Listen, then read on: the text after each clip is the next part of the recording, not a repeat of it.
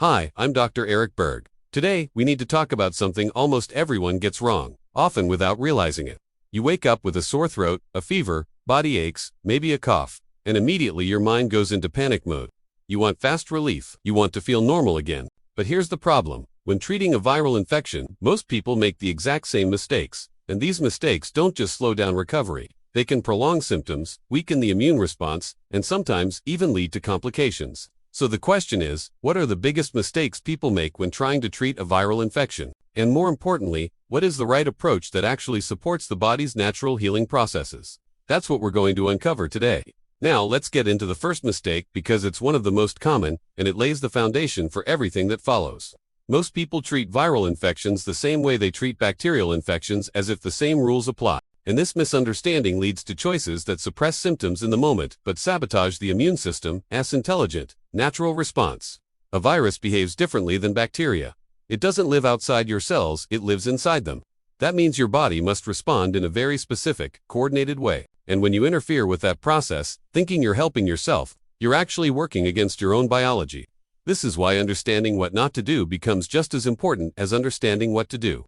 The first major mistake is trying to immediately eliminate every symptom instead of understanding what the symptom represents. Fever is the perfect example. The moment someone feels feverish, they rush to lower it as fast as possible. But fever is one of the body's most intelligent defenses. When your body raises its temperature, it's doing so for a biological reason. Many viruses cannot replicate efficiently at higher temperatures, and your immune cells, especially certain white blood cells, become more active and more effective. So when people fight that fever too aggressively, they're actually reducing their immune power. That doesn't mean letting a fever climb dangerously high. Extreme fever is another situation entirely, but the average mild to moderate fever is not the enemy people think it is. Your body is orchestrating a response, and every time you interfere unnecessarily, you extend the duration of the illness. Another symptom people attack too quickly is mucus. People often say, "I just want this congestion gone," not realizing that mucus is another strategic defense. It traps viral particles. It prevents them from spreading deeper into the respiratory tract. It's uncomfortable, sure, but it's also protective. When someone takes strong decongestants too early or too frequently, they end up drying the respiratory passages, which removes that protective layer and makes the tissues more vulnerable to irritation and secondary infection. So the first mistake is really about fighting against your own immune system instead of supporting it, treating every symptom as a problem instead of recognizing that many symptoms are part of the solution.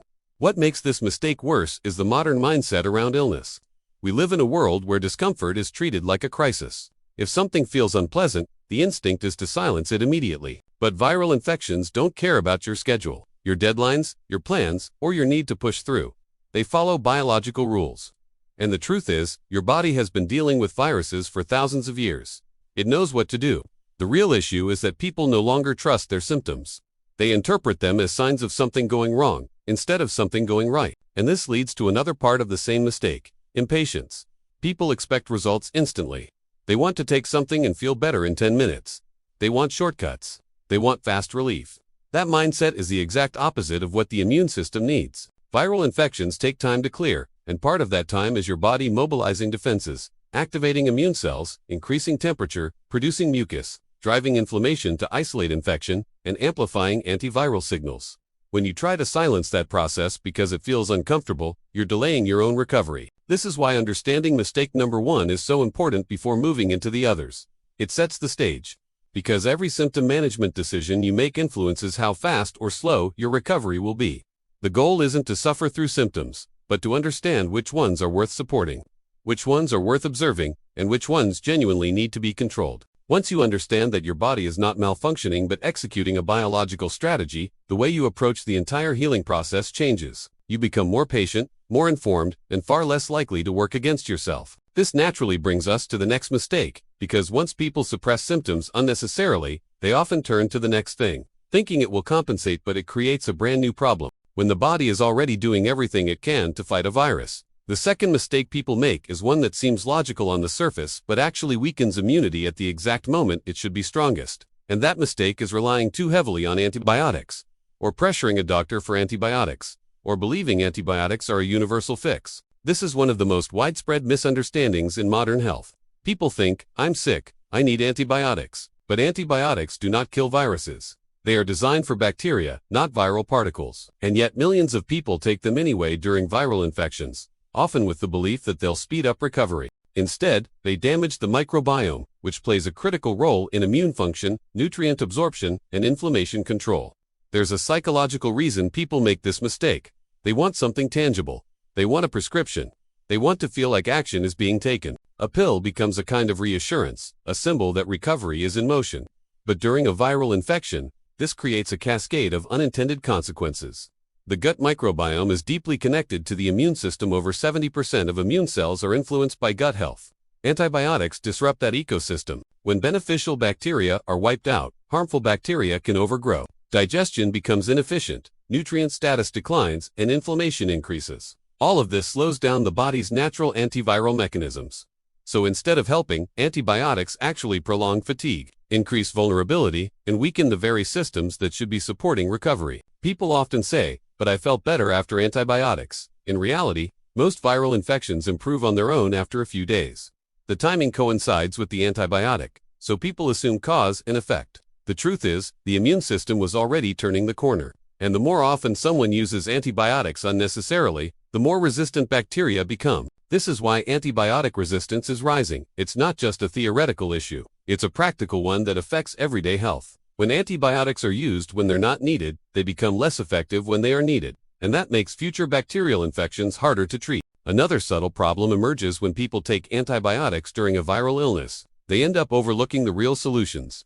They think the prescription is the answer and ignore the lifestyle factors, nutritional needs, and immune behaviors that actually determine the outcome. They continue eating poorly, sleeping too little, pushing through stress, and not giving the immune system what it requires. The reliance on antibiotics becomes a shortcut that backfires. Instead of listening to their body, they override it, and the infection lingers. But here's where the mistake becomes even more damaging. Antibiotics can create symptoms that people then misinterpret as part of the viral infection.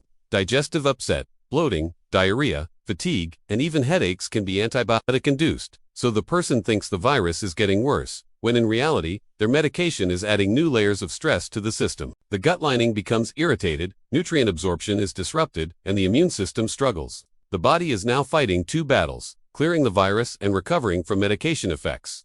This mistake also connects back to the first one. When people suppress symptoms aggressively, they start to feel worse in other ways, and then blame the unresolved discomfort on not taking medication soon enough. So they reach for something stronger.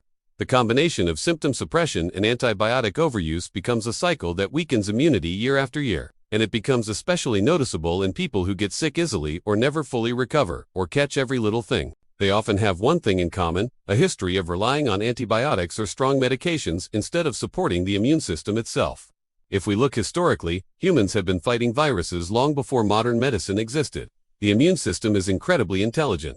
The issue isn't that the body doesn't know what to do, that our modern habits interfere with its process. Antibiotic misuse is one of the most powerful ways we disrupt our internal ecosystem. Instead of creating an environment where antiviral cells thrive, antibiotics create an environment where imbalance, inflammation, and weakness set the tone. But the good news is, once people understand this mistake, they become much more careful and intentional. They start asking the right questions. Is this viral or bacterial? What symptoms indicate each? Does my body need support or intervention? And when someone makes the shift toward a healthier approach, their recovery becomes faster, smoother, and far less complicated. The next mistake flows directly from this one, because once people misuse antibiotics or other medications, they often make another error rooted in misunderstanding the immune system's requirements. This one involves what they consume during the illness, and it has an even bigger impact on recovery than most people realize. After people interfere with the immune system using unnecessary medications, they often make another mistake that quietly slows down recovery without them ever noticing. And this one is connected to something we do multiple times every day: what we eat. When someone is fighting a viral infection, their nutritional choices can either fuel the immune system or feed the virus and inflammation. But most people don't realize how much food impacts the healing process. They believe that as long as they're eating something, they're giving the body energy. But viral infections don't respond to energy in the same way a tired muscle does. The immune system has very specific needs, and when those needs aren't met or worse, when they're opposed, the recovery process becomes longer, more exhausting, and more complicated. One of the biggest dietary mistakes people make during a viral infection is consuming sugar. Whether it's fruit juices, sodas, desserts, energy drinks, or even excessive starchy foods, sugar blindsides the immune system. Blood sugar spikes weaken white blood cell activity for hours. Instead of these cells aggressively attacking viral particles, their efficiency drops dramatically. It's like giving your immune army a sedative. And most people don't realize they are redoing this, because they often crave sweet foods when they re-sick.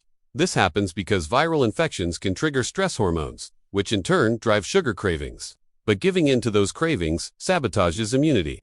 Another issue with sugar is inflammation. Viral infections naturally trigger an inflammatory response as part of immunity. But sugar adds even more inflammation, overwhelming the system. This is why people who consume sugary foods while sick often feel worse later. More congestion, more fatigue, more body aches. They're unintentionally amplifying the very symptoms they're trying to escape. Even something like orange juice, which many people think is healthy for sickness, is often loaded with sugar without the fiber that slows absorption. So instead of helping, it suppresses immunity at the exact moment the body needs to work with precision. The next dietary mistake is overeating. When someone is sick, digestion isn't the body's priority immune activity as the body diverts energy from the digestive system to the immune system. This is why many people naturally lose appetite when they're ill. It's not a problem, it's an intelligent adaptation. But modern habits have conditioned people to think they must force themselves to eat to keep their strength up. In reality, forcing food when you're not hungry adds a new stress load. The digestive process takes energy, and when that energy is diverted, the immune system loses efficiency. This leads to slower recovery, more fatigue, and more inflammation, because the body is juggling two big metabolic tasks at once. Then there's the issue of eating pro-inflammatory foods, processed foods, seed oils, fast food, refined grains, artificial additives. These foods weaken immunity, disrupt the gut lining, and feed the internal inflammation that viruses thrive in. The body is already under stress. Adding junk food is like throwing gasoline on a fire. And yet, many people eat these foods when sick because they're convenient or comforting. But every convenience costs the immune system valuable strength. Another problem is ignoring hydration. Viral infections often cause fluid loss through fever, sweating, mucus, or faster breathing. But people often misinterpret thirst as fatigue or nausea and end up drinking far less water than they need. Dehydration thickens mucus, slows lymphatic flow, reduces circulation, and interferes with detoxification. But the real issue is that dehydration weakens the immune response significantly. The immune system relies on fluid balance to transport nutrients, move immune cells, and eliminate waste. When hydration is low, everything slows down. And then there's the mistake of relying on the wrong immune-boosting foods. People often consume things that sound healthy like store-bought soups, packaged broths, instant noodles, or flavored teas. But these products are often loaded with preservatives, sugars, chemicals, and artificial flavors. Instead of supporting immunity, they create more metabolic stress. Real immune-supporting foods are simple, whole, and nutrient-rich. But because simplicity doesn't sound impressive, people overlook it. The deeper issue behind this dietary mistake is misunderstanding how the immune system allocates energy. Most of the discomfort you feel during an infection, fatigue, loss of appetite, weakness is not a sign that you need more food. It's a sign that your immune system is working at full power. When people try to override that natural signal by eating heavy meals or consuming sugary drinks, they overload metabolic pathways and slow the healing process. The body is trying to focus on the virus. The person is forcing it to multitask. And what makes this mistake even more common is habit. People eat emotionally when they're sick. They seek comfort. They want something that tastes good. They want to distract themselves from symptoms. And in that moment, they forget that food is not just fuel, it's biochemical instructions. Every bite either supports or sabotages the immune system. But once you correct this mistake, something changes.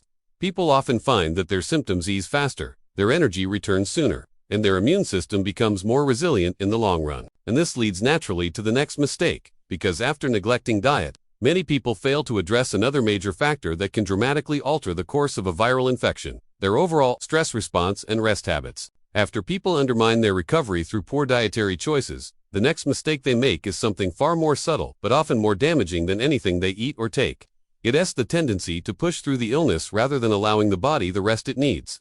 And this mistake is deeply rooted in modern culture. People are conditioned to stay productive, to show up no matter how they feel, to force the body to perform even when it's sending clear signals to slow down.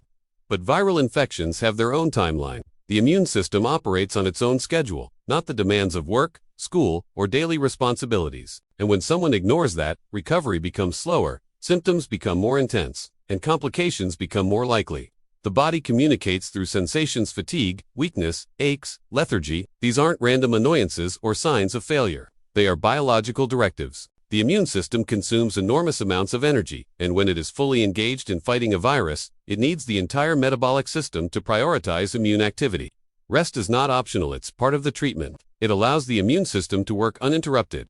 But people ignore these cues. They push themselves physically, mentally, emotionally, believing that productivity is somehow more important than healing. This attitude forces the body to compete between physical activity and immune defense, and the immune system always loses that battle. Stress makes this even worse. Stress hormones, especially cortisol, are powerful immune suppressants. When someone is stressed, whether from work pressure, responsibilities, or internal worry about being sick, cortisol levels rise. And high cortisol reduces the activity of lymphocytes, weakens antiviral defenses, and slows down white blood cell response. This is why people often experience a sudden worsening of symptoms after a stressful day. The virus doesn't necessarily get stronger, the immune system simply gets weaker. And yet most people don't recognize this connection. They blame the virus, not the stress. Then there's the mental stress that comes from the constant fear of being sick. Worry, anxiety, and rumination keep the nervous system on high alert. But the immune system cannot operate efficiently when the nervous system is in survival mode. The body interprets stress as a threat and diverts resources away from healing. Even something as simple as reading too much alarming information online or constantly checking symptoms can elevate stress hormones. It's not the virus alone that causes exhaustion, it's the internal reaction to the illness. Sleep also becomes disrupted during viral infections, partly because of symptoms and partly because people resist slowing down throughout the day. When someone stays mentally stimulated with screens, work tasks, or social media late into the night, their body doesn't transition into recovery mode. Yet deep sleep is when the immune system creates and deploys its most effective antiviral tools. Natural killer cells increase, cytokine regulation improves. Tissue repair accelerates. Without sleep, these processes are incomplete.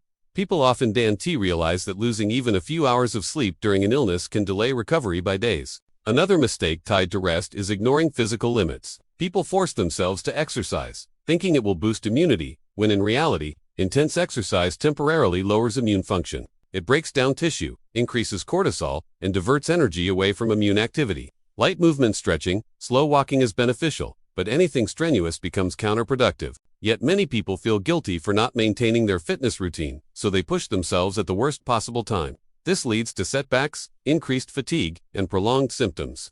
The body needs energy to fight the virus, not burn it through unnecessary exertion. What makes all these issues more pronounced is poor pacing. Some people rest for a few hours and then jump back into full activity the moment they feel slightly better. But improvement doesn't mean the infection is gone. It simply means the immune system is temporarily ahead. When someone pushes too soon, the virus rebounds. This is why many people say, "I thought I was getting better, but now it's worse again." They interrupted the recovery phase prematurely. Viral infections often have waves, periods of improvement followed by periods of fatigue. But these waves are normal, and pushing against them makes healing slower. The underlying problem is that people treat rest as a luxury instead of a biological necessity. They don't realize that rest changes immune chemistry, reduces internal inflammation, restores hormonal balance, and accelerates viral clearance. Rest is not a passive activity. It is an active part of the immune strategy, as important as hydration or nutrients. The body knows exactly what to do when it's given the space to do it. Once people stop fighting their symptoms, stop over-medicating, stop overloading on sugar and heavy foods, and stop pushing themselves, something remarkable happens. The recovery process accelerates naturally. Symptoms become more manageable, the duration shortens, and the body rebounds with greater strength. But there's still one more mistake people commonly make during viral infections. And this one can have long-term consequences. It involves ignoring what the body is trying to teach during the illness: the patterns, the weaknesses, and the lifestyle habits that set the stage for getting sick in the first place. After people push through illness, ignore rest, and misunderstand the body's signals, they fall into the final mistake, one that has long-term consequences that extend far beyond the infection itself. And that mistake is failing to learn from the illness. They treat a viral infection as an isolated event, something that just happens, rather than as a message from the body revealing deeper imbalances, stress patterns, nutritional gaps, or lifestyle habits that weaken immunity. Most people don't realize that getting sick is often the outcome of a series of small choices made over weeks or months. But because the virus appears suddenly, they assume the illness appeared suddenly too. This misunderstanding prevents them from strengthening immunity in the long run and keeps them stuck in a cycle of repeating the same patterns. Every viral infection tells a story. It shows how your body responds under stress. It reveals whether your sleep habits are strong or fragile. It exposes nutritional weaknesses, low vitamin D, poor antioxidant levels, compromised gut health, It reflects your stress load, your metabolic resilience, your lifestyle rhythm. But instead of interpreting these signs, people rush back into their routines the moment they feel slightly better. They never pause to ask, why was my body vulnerable at that moment? What was happening in my life that weakened immunity? Was I sleeping poorly? Was I under emotional stress?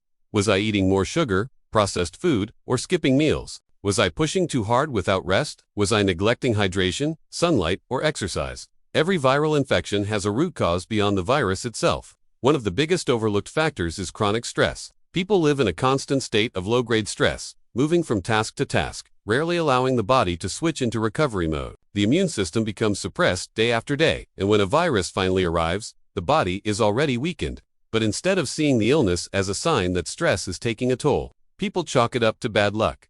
The lesson goes unlearned, and the cycle repeats. Another hidden factor is nutrient deficiency. Many people run low on vitamins and minerals without knowing it's zinc, vitamin D, vitamin C, magnesium, B vitamins. These nutrients aren't optional, they're essential for antiviral defense. But because deficiencies don't always produce immediate symptoms, people overlook them. Then, when they get sick, recovery takes longer. Instead of asking what nutrients the body might be lacking, they assume the virus was just strong. In reality, the immune system was underpowered long before the infection appeared. Sleep habits also reveal themselves during illness. People who struggle with sleep or who consistently deprive themselves of rest almost always experience stronger symptoms and longer recovery times. But as soon as they feel better, they return to the same sleep-depriving habits: late nights, overstimulation, screen exposure, irregular schedules. The body gets no chance to rebuild, so the next viral infection becomes harder to manage. Another lesson ignored is inflammation. Viral infections often worsen when the body is already inflamed due to poor diet, lack of movement, hidden gut issues, or chronic stress. When inflammation is high, viruses spread more easily, symptoms intensify, and recovery takes longer. But instead of addressing inflammation, improving diet, reducing sugar, managing stress, people wait for symptoms to pass and move on. They don't fix the foundation.